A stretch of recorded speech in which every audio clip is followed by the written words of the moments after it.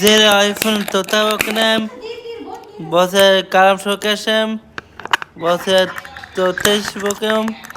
آسته که توتا شیشش خراب نشه بعد این توتا بکنم این توتا بکنم پایین چه توتا بکنم پایین توتا بکنم بالاش توتا بکنم دیگه بالا دیگه اون طرف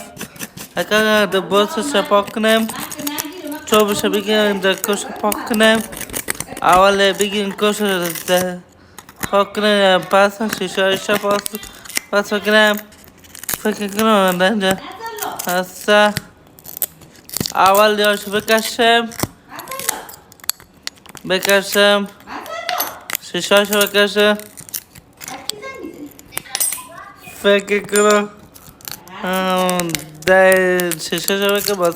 خراب نشه باز دیگه تبدیل بکنم ده شیشه پس بکنم انا یاش پس بکنم آینگک فکر کنم اینجا پس بکنم انا خراب شد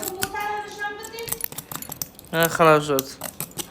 ویدیو لایک کنید چنل ما سابسکرایب کنید لطفا تشکر باشید